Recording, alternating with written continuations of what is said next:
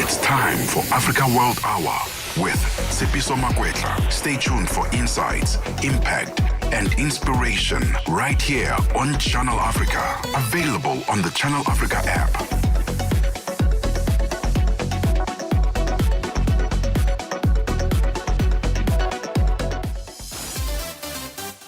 Tsepiso Makwetla winds it down on Africa World Hour, 9 to 10 p.m. And it is a very good evening to you. A warm welcome. This is indeed Africa World Hour. I am Tsepiso Makwetla. You're listening to Channel Africa. We're live on the DSTV audio bouquet 802. That's the channel number. OpenView channel 628. And of course, you can listen to us, stream us live on the SABC Plus app. Bringing you 60 minutes of the very latest happenings in and around your world, whether it be news and current affairs or if it's in culture, music, whatever it be that is of interest, we bring it to you and we'd like to hear your perspective. So please do reach out to us, +27 63406 9126. That's the WhatsApp hotline number that you can reach us on. Let's start now with your top stories. 1 hour, one continent, one voice. Africa World Hour with Tsepiso Makwetla on Channel Africa, the African perspective. And we start with this. Sudan's military-led government has welcomed renewed efforts by the US and Saudi Arabia to end the country's civil war. More from the BBC's Akisa Wandera. Sudan's military leadership says it supports efforts to achieve a just and fair peace and is ready to engage seriously to move talks forward. It had previously dismissed US-led mediation efforts because of the involvement of the United Arab Emirates, which it accuses of backing its rivals, the Rapid Support Forces.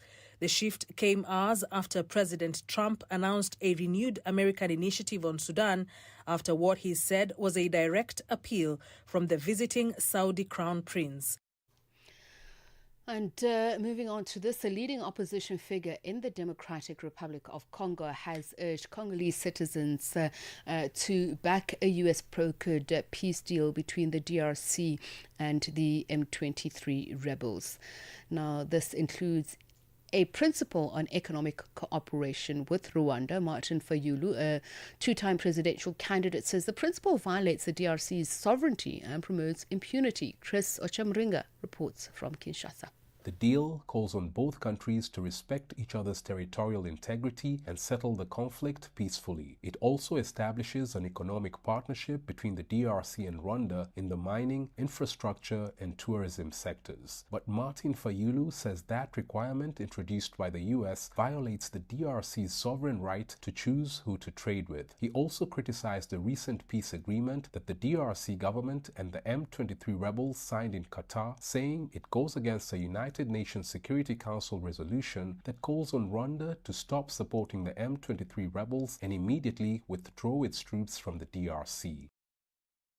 Senior Pentagon officials visiting Ukraine are expected to meet President Volodymyr Zelensky later for discussions that will include President Trump's efforts to end the war. It comes amid unconfirmed media reports that US and Russian envoys have drawn up a set of proposals for restarting negotiations between Kiev and Moscow.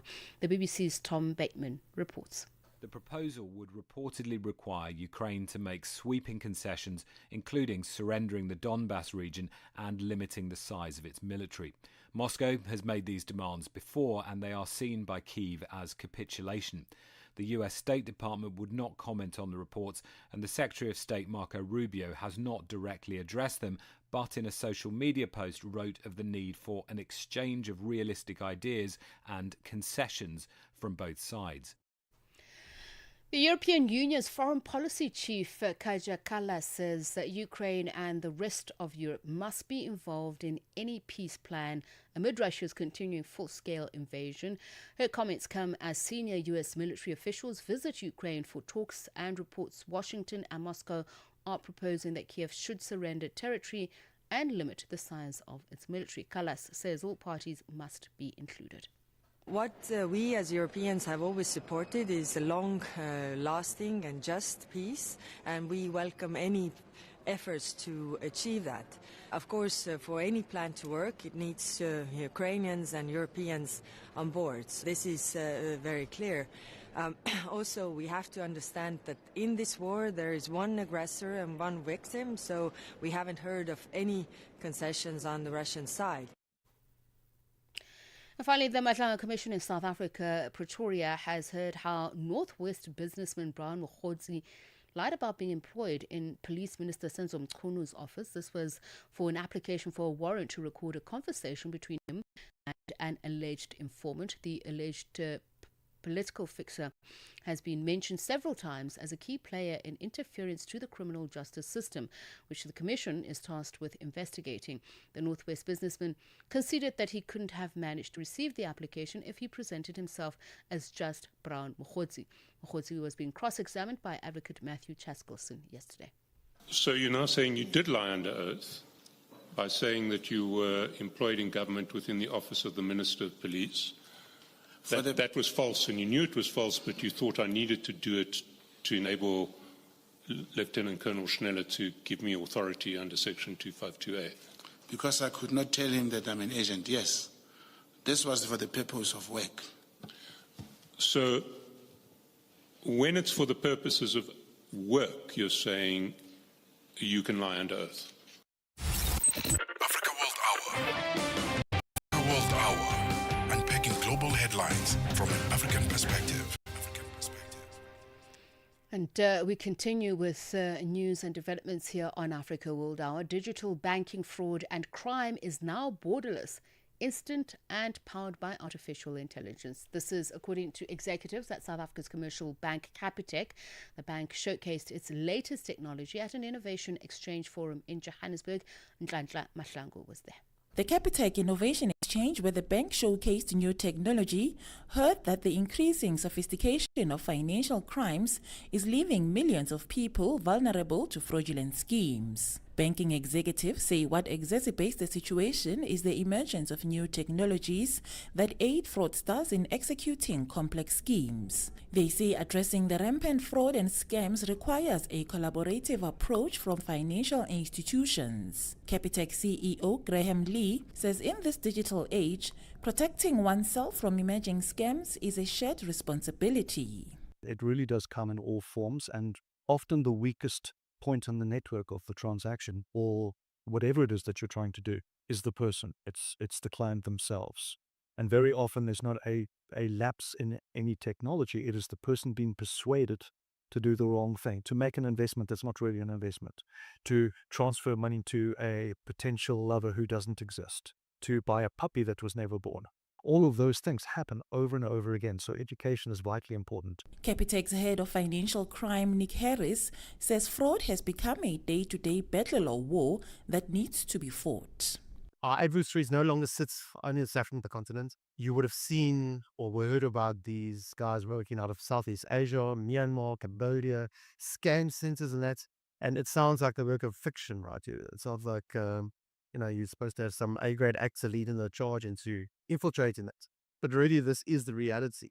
We spoke a little bit about mule cuts. We got into raids with the police and you encourage the person who's doing the recruitment. And the person who's doing the recruitment doesn't even know who they're selling it to. They've got an anonymous person who they engage through on Telegram. So these are really well sophisticated, they're AI-driven.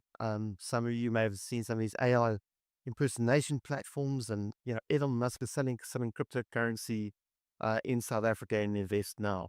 And the reality is that the modern payment systems, cryptocurrency, online gaming, real-time payments, right, really enables this to move at scale and at speed.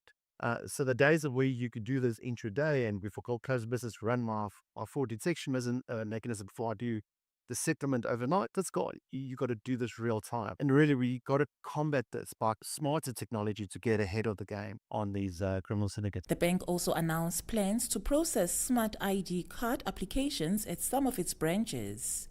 Capitec is one of 9 banks that have joined the Department of Home Affairs digital partnership to expand smart ID cards and passport services to hundreds more locations in the coming year.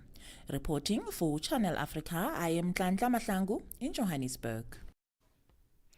And that brings the time to 10 minutes to Or rather 10 minutes past 9, and we look at that story that we mentioned earlier on President Cyril Ramaphosa announcing a dramatic turn of events. Last week's decision by the United States government to boycott the upcoming 2025 G20 Johannesburg summit has now been reversed. According to Ramaphosa, Pretoria received a letter from Washington at the 11th hour indicating that the United States now wishes to participate in the leaders level discussions.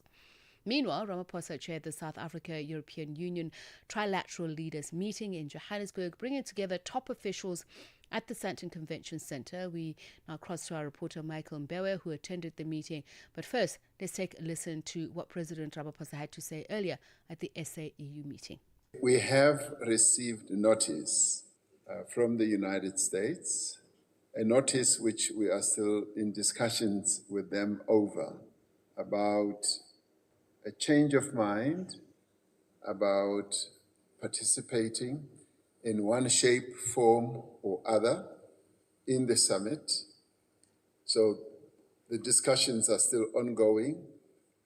This comes really at the late hour before the summit begins. And so therefore we do need to engage in those types of discussions to see how practical it is and what it finally really means. In a way, we see this as a positive sign, very positive, because, as I've often said, boycott politics never work. It's always best to be inside the tent than being outside of the tent. The tent is the G20. All countries are here, and the United States, being the biggest economy in the world, needs to be here. So it's pleasing to hear that there is a change of approach, and so we are still discussing how that will manifest. And we speak now to our reporter Michael Mbewe about this. Michael, a very good evening to you. So let's just first start with the atmosphere at the Sandton Convention Centre prior to this announcement by President Cyril Ramaphosa, and what the reaction was when that announcement was made. Well, thank you so much, Tsepiso, and good evening to our Channel Africa listeners. Indeed, thank you so much. The news came about evening to after seeing most of us as journalists seeing a tweet by our colleague from the SABC News tweeting, talking about the sudden change of mind by the United States to really come and participate at this G20 summit after withdrawing from this summit, claiming that the South African government is committing, against genocide against the white farmers here in South Africa, Tsepiso. So that tweet was tweeted by Sophie Mokoena from the 404 SABC. So yes, the president confirming that yes, the United States has really reached out to the government of South Africa, indicating that yes, at the 11th hour, they will be joining the G20 without confirming whether Donald Trump or who will be, sent to come and represent the United States likewise. So, Tsepiso, but also just to add on another element on that is that first, before this news was broken, yes, we had also rumors that because remember, South Africa's chairmanship has now to be handed over to the US. And how will that be done with an empty seat of the USA? So there were rumors that they're going to send an attaché from Pretoria, USA's embassy, to come and represent the USA when it comes to the handover ceremony of the chairmanship. Tsepiso. So Michael, that's where we are at the moment. I mean, we'll do the analysis in just a moment with Sanusha Naidu, but let's then focus on this summit that was taking place with the EU. South Africa presenting its role with the trilateral partnership, especially given the balancing act between the EU, BRICS partners and other global blocs. How was that handled? The EU is South Africa's biggest trading partner, but we know that there are also competing priorities, not only in terms of its national agenda, but development. Indeed, Lulu. So South Africa's President Ramaphosa met with the European Union delegation at this trilateral leadership meeting at the Sandton Convention Center.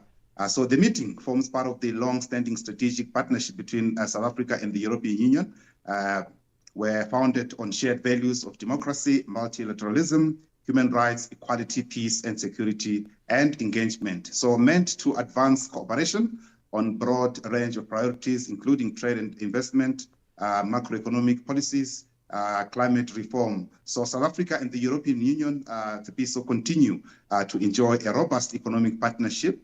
The EU was represented by Ursula von der Leyen, who is the President of the European Commission, and the President of the European Council, who is Antonio Costa. So a number of bilateral agreements in trade, mining and critical minerals were signed, with South Africa's Minister of Mining, Gwede Mantashe, signing an agreement on critical minerals with his counterpart from the EU, and of course South Africa's Trade Minister signing the trade agreement with the counterpart, and that's in the capacity of Pakistan. So the leaders welcomed the signature of the EU-South Africa Clean Trade and Investment Partnership, which will create new trade and investment opportunities while supporting decarbonization objectives through tailored, flexible, and targeted approach. But also, the leaders also welcomed the signature of the Memorandum of Understanding for a Strategic Partnership on Sustainable Minerals and Metals Value Chains, which will promote value addition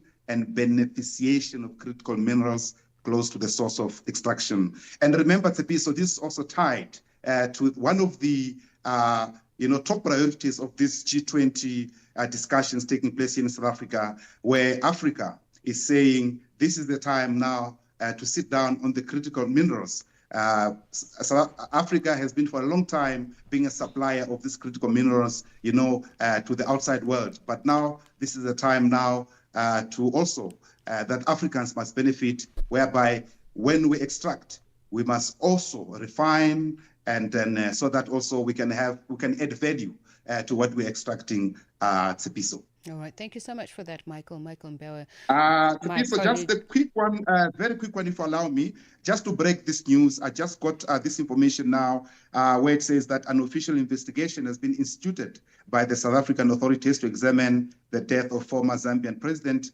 Dr. Edgar Chagwa Lungu. So this has been taken to police by a non-governmental organization called Progressive Forces in South Africa.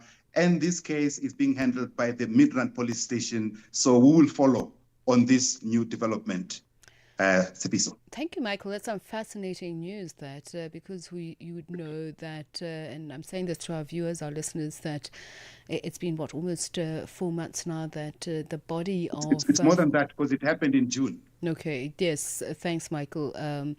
More than 4 months, as Michael says, that the body of former Zambian President Edgar Lungu has lain at a South African mortuary without being buried because of the negotiations and really, one could say, tough atmosphere around his burial, which he had obviously given instructions to his family, and the government of Zambia challenging that, saying that he must be buried in Zambia. But we'll go back to that issue of President Cyril Ramaphosa announcing that the US has written to the South African government in an 11th hour written correspondence, as he said, saying that they will now attend the G20, reversing that boycott. And we speak now to our political analyst, that is Sanusha Naidu, foreign policy analyst at the Institute for Global Dialogue. Sanusha, very good evening to you, and thank you so much for speaking to us. I imagine that many people, and I wonder if you yourself are included, in wondering whether this is a practical decision that is to ensure that there is ceremonial G20 presidency handover, so it's about practicality and optics, or whether there is a general political pivot, that there will be renewed engagement, and I mean genuine, sincere engagement here. Good evening to your listeners. I don't think it's going to be that kind of turnabout. I don't think it's about, we're going to come now to the summit and we're going to start to have that kind of engagement that takes us to a point where we want to kind of review and try and, work out the kinks, and whatever's happened in the year, we're going to try and overcome that. I think it's very technical in a sense, because when you look at the list of people that are supposed to now get accreditation, from what I could gather and what I heard, is that it's not people coming from Washington. So that's the first point. Mm-hmm. And it's not Washington. And if it's not Washington, then there's no sense of an attempt to try and now smooth out relations.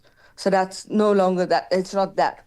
It's people coming from the mission, and they are now trying to get accreditation for the Sunday, which is the last day of the summit. And that means that gavel that needs to be handed over from the South African presidency to the incoming presidency of the US, it's ceremonial. What we are hearing right now in the last couple of minutes is that there's a sense that from the South African side, there may be a bit of hesitancy to hand over the presidency of the G20 to a low-profile delegation.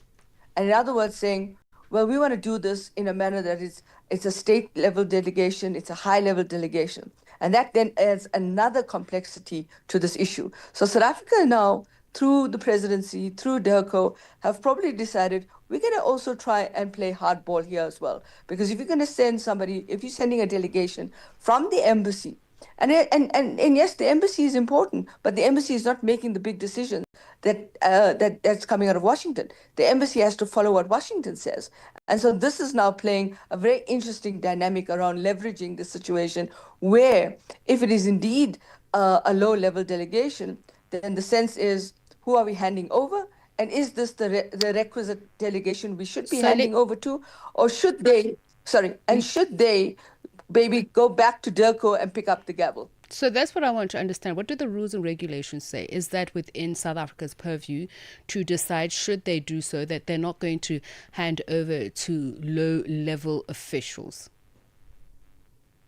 Well, I think we've never had the situation before in terms of a delegation, or a country rather, saying that they're not going to attend the G20 summit.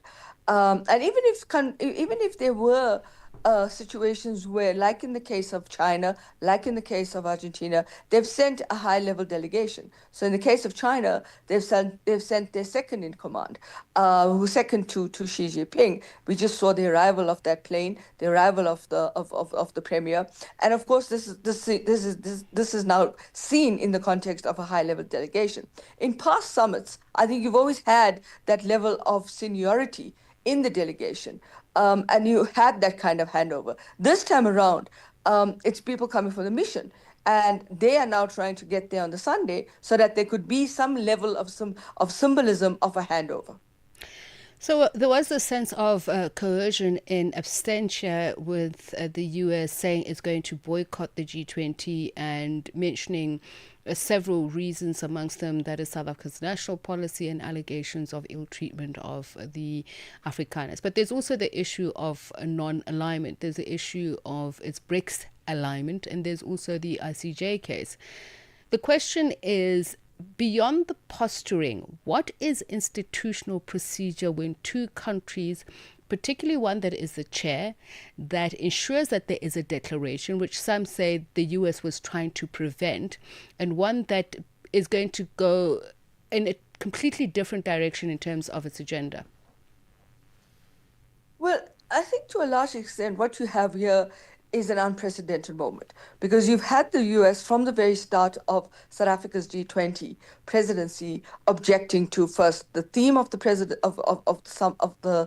the summit and what South Africa wants to put forward. Then, of course, the question around the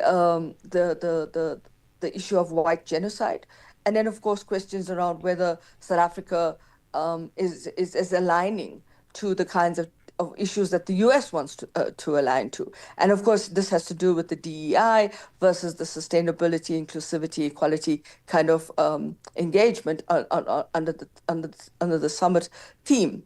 But I think here what we have to see right now is we're entering uncharted territory. We've never seen this before in the G20. The G20 has come out of crisis. It was born out of crisis. It has to deal with crisis. And so it kind of reflects that kind of inflection point of an international system that's in an existential kind of challenges of crisis. And so what you are going to be seeing, I think, going forward is not what the G20 will look like, but rather what a G20 will look like, because you may start to see those cracks starting to become even more and more deeper and more divisive, as we saw today with the EU delegation in South Africa having a bilateral with the South African government, talking about critical areas of engagement, but also reaffirming that South Africa is a reliable partner. So in that context, I think this kind of raises the bar, or it makes it very nervous in Washington to say, well, if we're not there, or if we start to continue to say we don't like multilateralism and we challenge multilateralism, but at the same time we want to tell you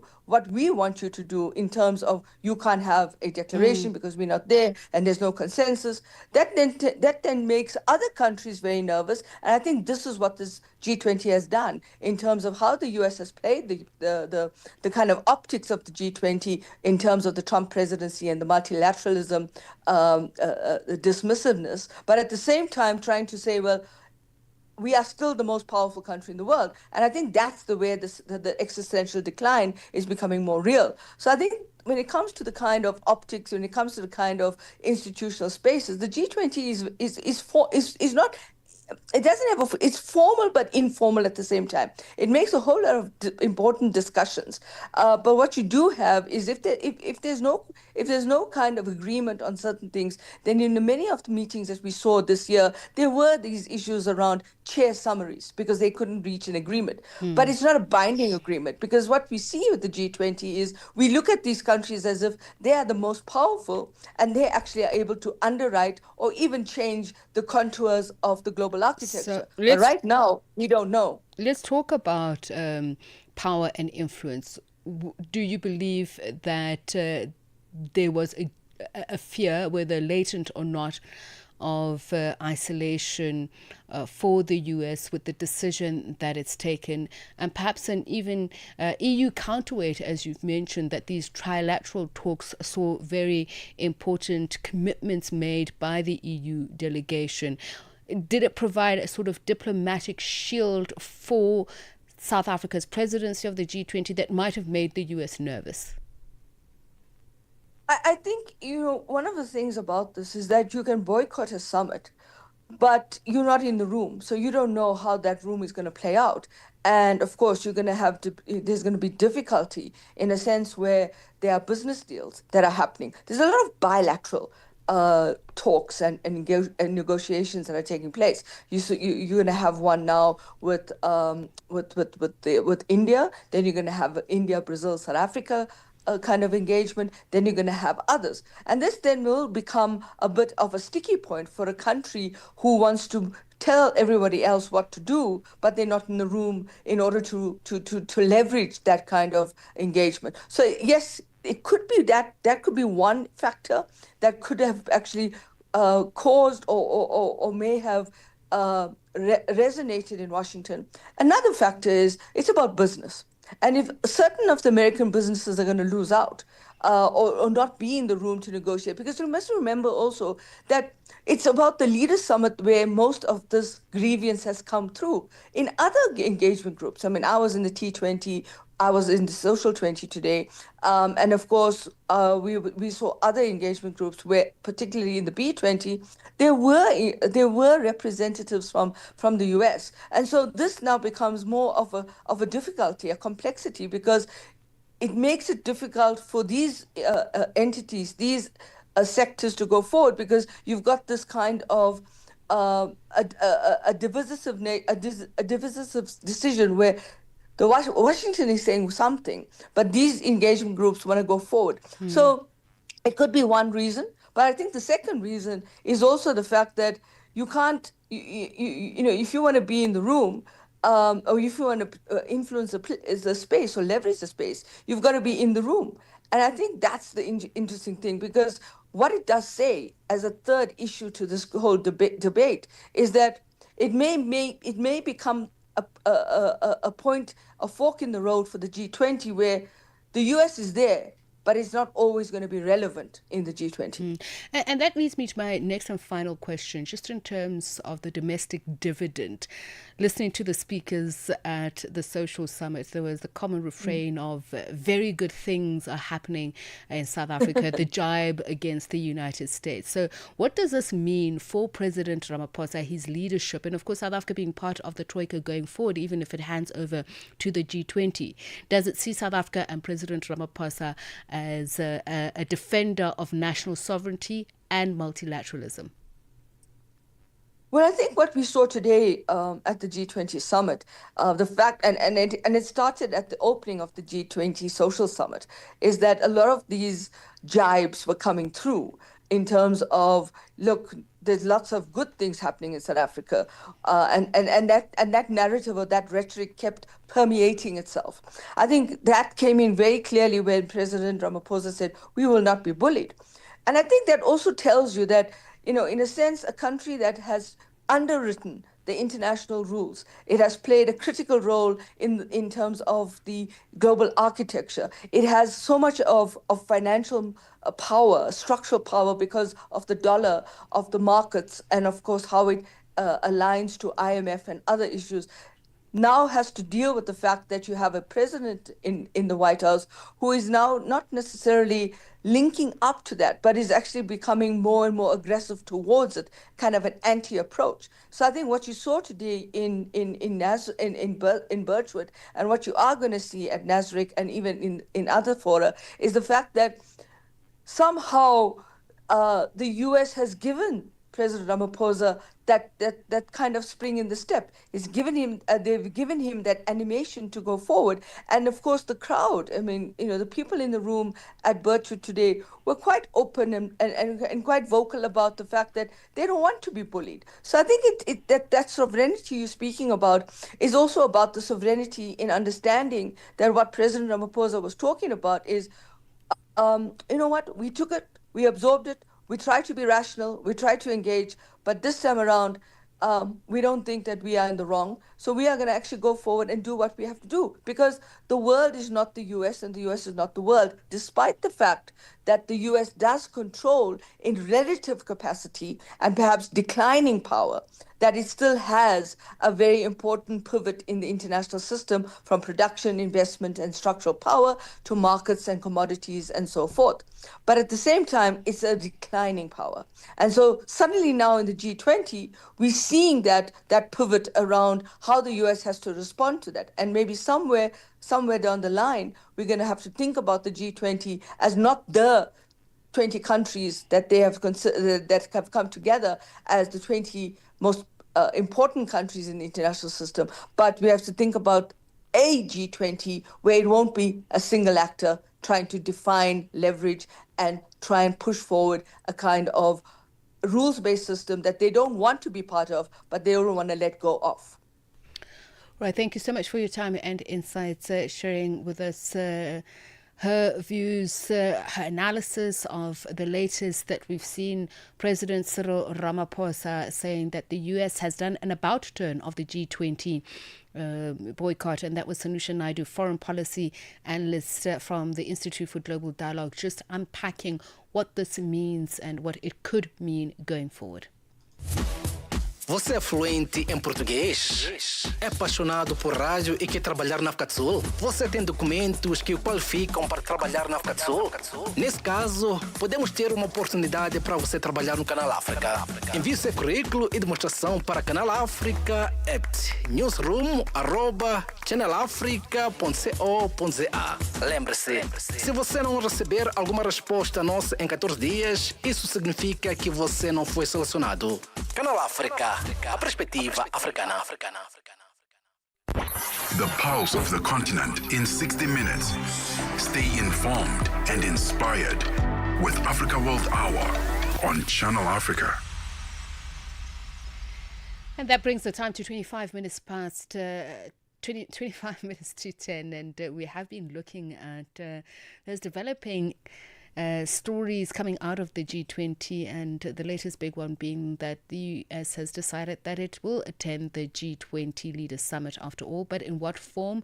That's the question we've been asking, and what the impact will be on the overall summit and its outcomes. Now we talk about human rights groups urging the African Commission on Human Rights and People's Rights to take decisive action against Egypt after years of deepening repression and shrinking civic space. 22 organizations say both the Egyptian government and Commission's own reports have failed to acknowledge key violations, even as the Commission itself has found Cairo in breach of multiple articles of the African Charter.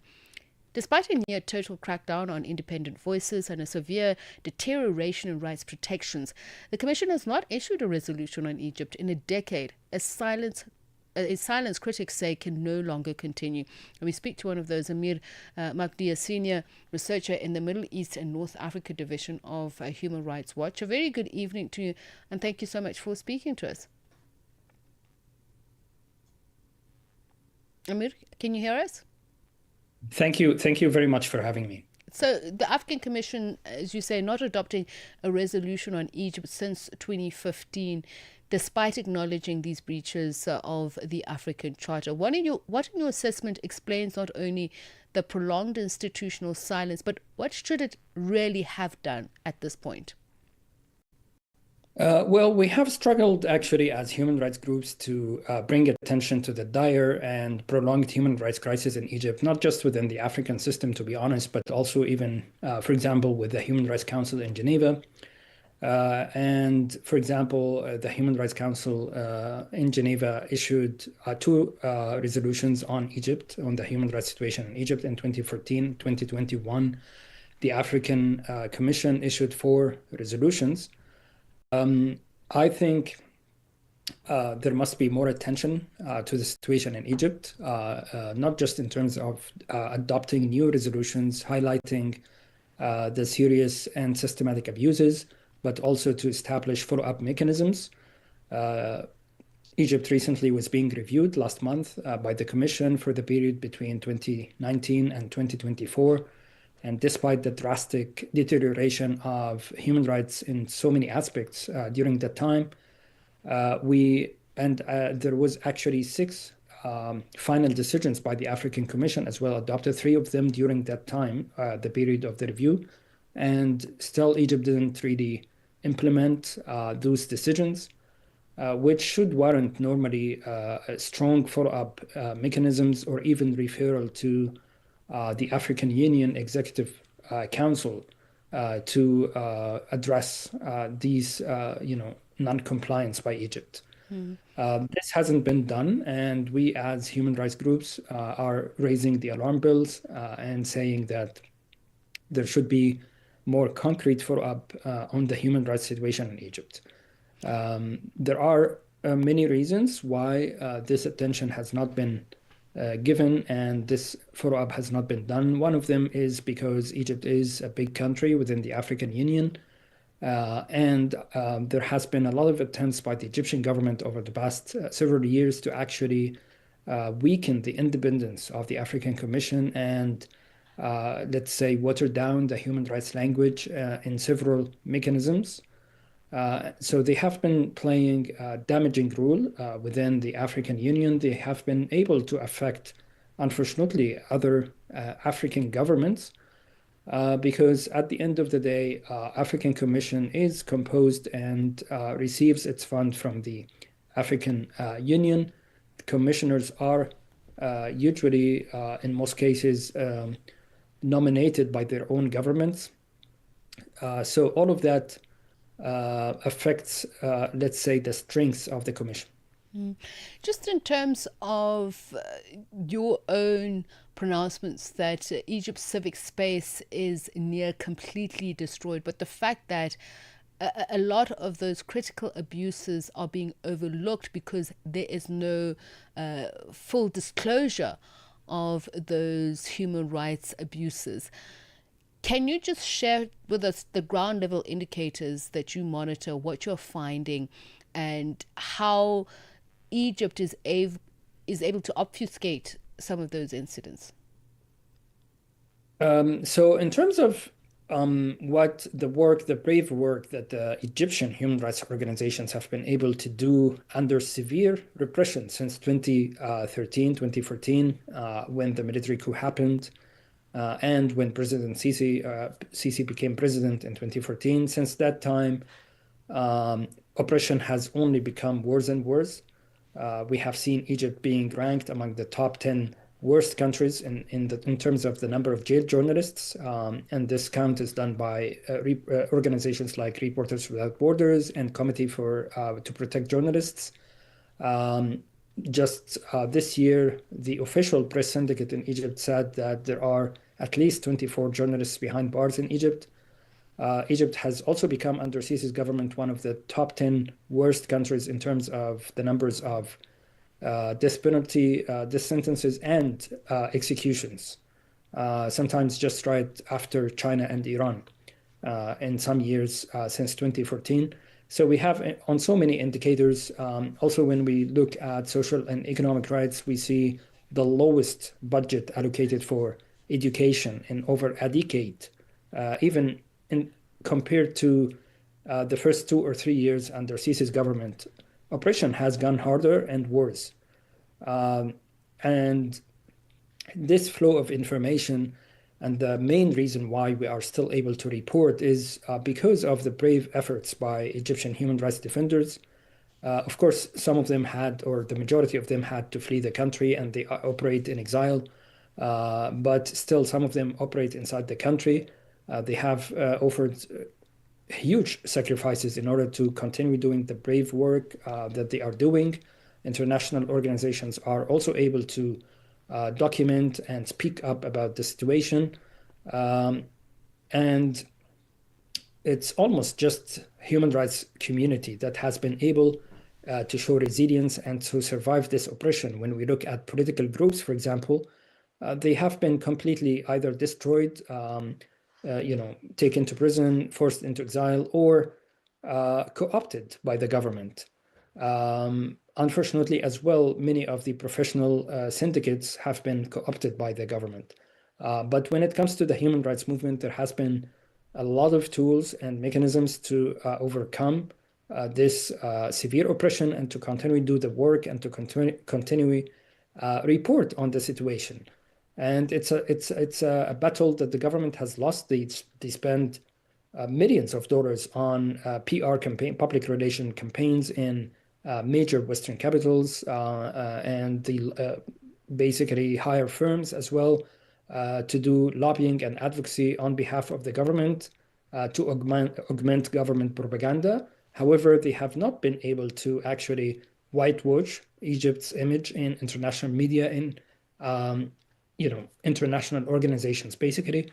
And that's why it is important for regional mechanisms in Africa, like the African Commission for Human and People's Rights, to pick up on this work, brave work done by independent human rights groups and defenders in Egypt, and to scrutinize government's narrative when presented to the Commission. At the very minimum, government narrative should not be accepted on its face and should be really deeply scrutinized. And we really do appreciate your time, and I think it does deserve a wider discussion. But thank you so much for speaking to us about this. Amir Magdi, a senior researcher in the Middle East and North Africa Division on Human Rights Watch, calling on regional institutions on the region and globally to take Egypt to task over its human rights trajectory, as well as the need for more transparent reporting. Africa World Hour. global headlines from an African perspective. And at 15 minutes to 10, as we wrap up Africa World Hour, we find out what's happening in African diaries this evening. This weather's so strange. I'm over it. I hope that's one of the items in it. I can't. This is wrong. Hey, listen, I just take it one moment at a time, and I'm always in my car in this rain. Oh, my word. I like winter, but I don't like this up and down weather. I don't. I'm not enjoying it at all. But anyways, we've got more positive things coming up. Tell us about it. Take us with you. We're going to be starting off with a Dear Diary entry from Rick Fit, who is our fitness coach, and we all need that. And then we're going to have our recap of the China Africa daily shows, as per usual. And then because it's Thursday, we are looking into the social trends in beauty, health, lifestyle, and fashion. And then we are going to be chatting to Thandi Mutlaila. She is going to be talking to us about her foundation, which is called Tandogazi Foundation. And then we're going to be wrapping it up with something quite interesting. We're going to be talking about the trends of juicing and juicing diets. And we're going to be unpacking that with dietitian Kanyisile Mavuso. Now, that's what I want to listen to. It's such a trend, and doing it, I don't know, I've tried it and it feels so good. But the thing is, it's about the health benefits, but who is meant to do it and who's not? I think that's the big question for me. Tsepiso, the maintenance, man, the washing the juicer, and no, for me it's not practical. And also the wastage of product. Yeah, no. Depending on your juicer and the expense. Yeah. Anywho, I just eat raw vegetables. That's me. All right, thank you, Kitty. That's coming up on African Diaries later on. Africa World Hour. Unpacking global headlines from an African perspective. And wrapping up Africa World Hour at 14 minutes to 10. So as world leaders and the globe's largest economies meet behind closed doors at the G20 summit in Johannesburg, Leaders Summit coming up this weekend, a very different gathering is taking place just 10 kilometers away. Activists, grassroots movements and civil society groups from across Africa and the wider global south will converge and have converged at Constitution Hill under the banner of We the 99. Their message is clear. The global economic system shaped by decisions made at summits like the G20 is rigged in favor of the elites and billionaires, leaving ordinary people behind. Let's speak now to Program Coordinator Ke Arabetswe Mopelo, who will speak to us about what they're doing this weekend. A very good evening to you, Ke Arabetswe, and thank you so much for speaking to us. Hi, Tsepiso. Good evening to your listeners. So just tell us about your involvement. You're one of the organizers, and I want to just get your thought process. I mean, we all know about the 1%ers and that something needs to be done, and this is the perfect platform for it. But what galvanized you to do it in this way, where you're doing it, and who will be participating? Thank you so much for the question. I think what was critical for us really was to create a kind of social movement gathering like none before, particularly one that has incorporated art, that has incorporated culture, music, and everything really that makes us human, that shapes our identity and gives meaning to our being into the way we formulated the space. And it's been wonderful to see the number of organizations that have put their fingerprints all over the program really and have brought in very interesting, activities to the summit itself. We're not having just your typical dialogues. We've got games, we've got seeds, we've got exhibitions, we've got live music. So it's really just a wonderful space for us to think about our humanity, to reclaim it, particularly in a capitalist system that has, in a sense, stripped us of that.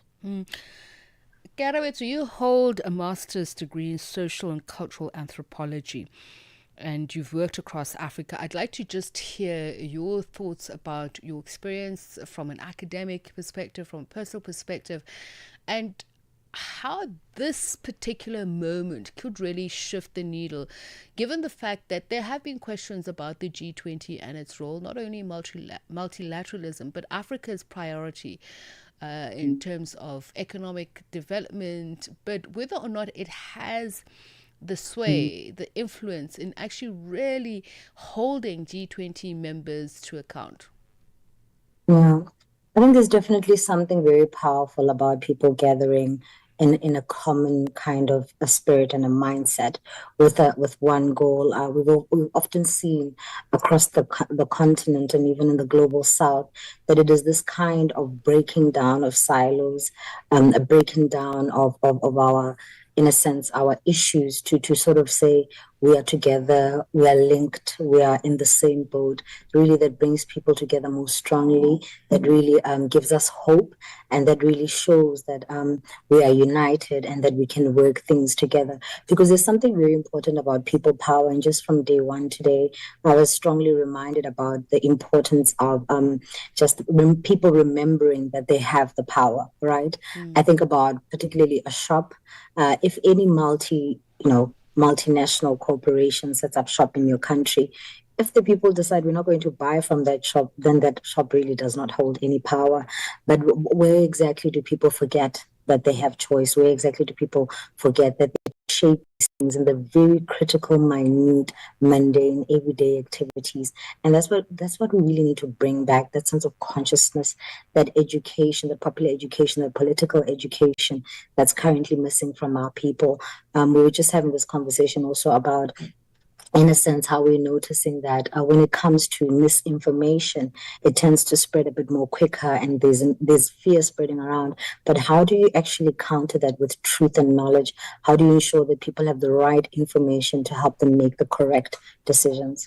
And that's a very interesting point to make, because then the question becomes who is equipped, who qualifies to be the information guardians, the narrative guardians. Yeah. Because when you talk about the fact that, people have a choice, I do wonder sometimes if we do have agencies, people who are seasonal workers, for instance, when you ask them to forego, participation in an economy, they're hamstrung, because sometimes that's the only opportunity that they can get that work, put food on the table, and improve their livelihoods. Yeah, I mean, there's definitely, I think, a really need for people to bring back that sense of community that we had, where, people are gathering under a tree. I'll take you just maybe from an ethnographic perspective to the kinds of activities that are taking place in the rural areas, where weekly at 10 a.m., a bunch of women will gather under a tree to speak about community, to speak about how they handle their own economy. These things, Raditseva, they call them societies, aka society.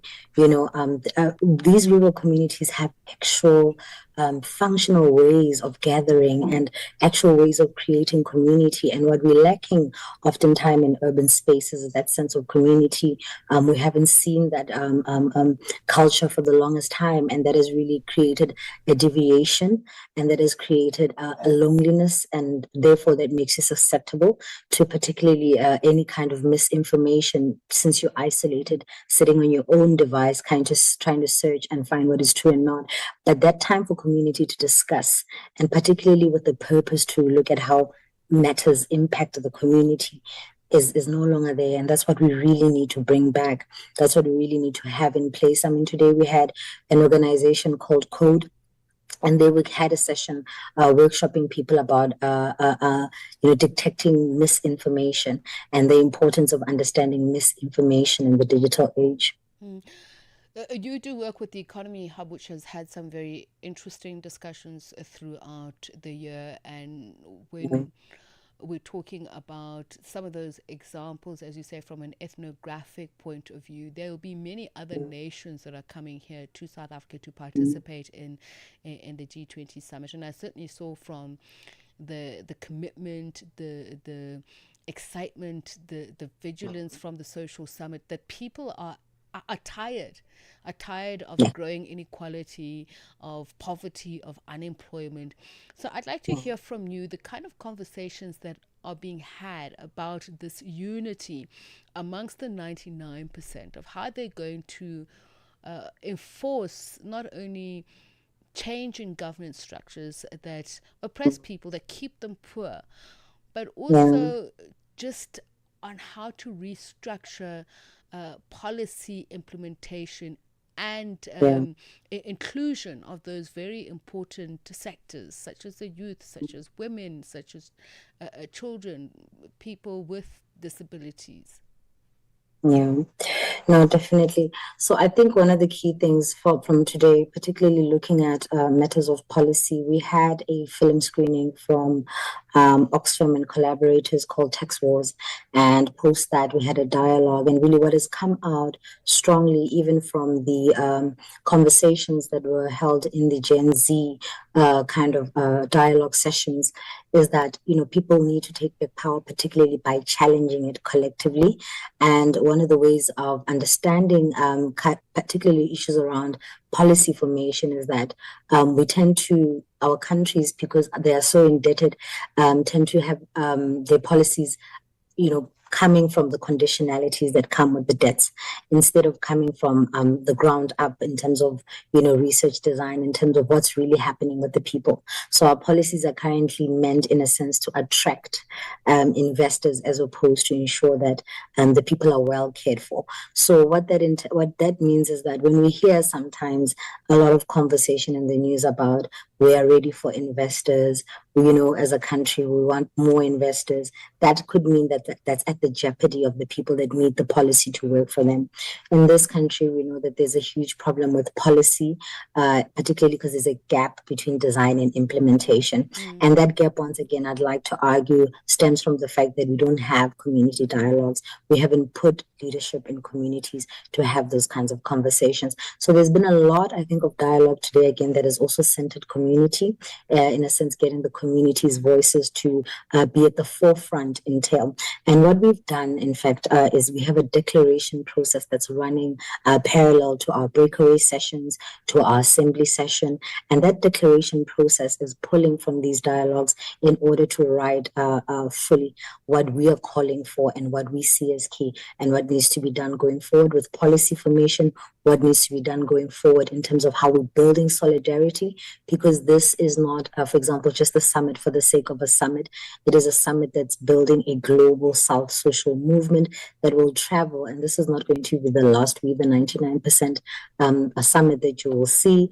We're already thinking about where it's going to take place in the next year, but not always around the G20, but other international advocacy opportunities. And as you're saying that the problem with the recurring debt traps that most African countries or countries in developing nations, the global south, encounter, the question also is, what about the international financial institutions, whom half the time we're being told they're doing these things in terms of debt restructuring for the majority of the people in those countries? But is there adequate consultation? Do they consult civil society at large when they draw up these loans, grants, etc.? Have you had those conversations about how civil society, the 99%ers, can enter the hallways of those high tables, big offices? Well, I think definitely it is a question, one that will certainly shape the kind of, I think, the way this social movement is going to grow in time. I think that's a question that really has a lot to do with how we move going forward in time.